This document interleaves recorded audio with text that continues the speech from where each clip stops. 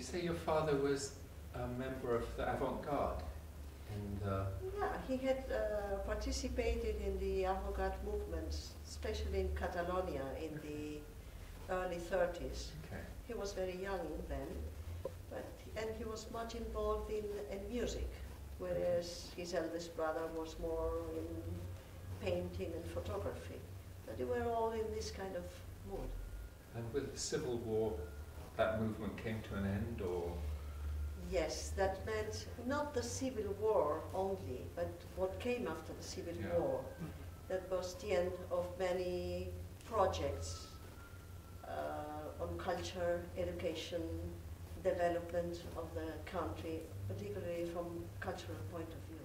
By middle 40s or late 40s, small groups start to work again. And people that had been involved in the avant-garde movements gather again, the ones that were in Spain. And little by little, and in a very private sort of way, they started doing things, exhibitions, theater,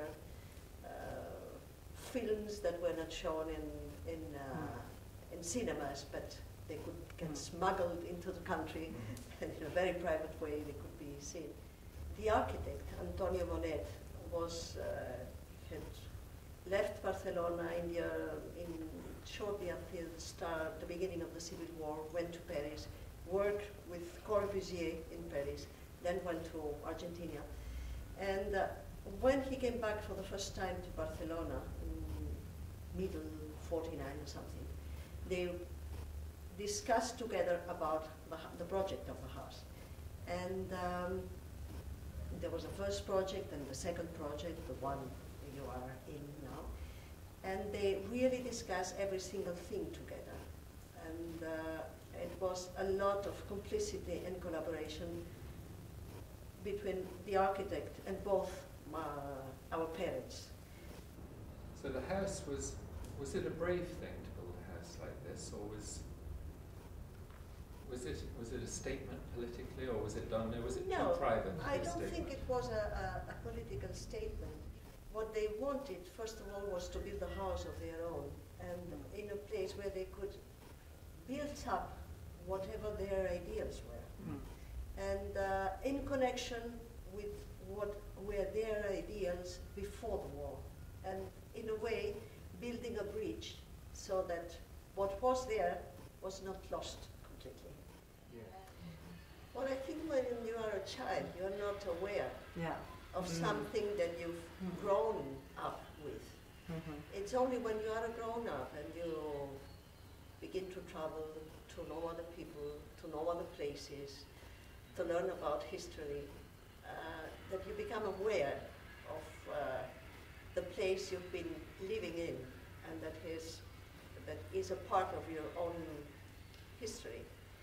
And out from that, it gives you a sense of responsibility that perhaps you didn't have before.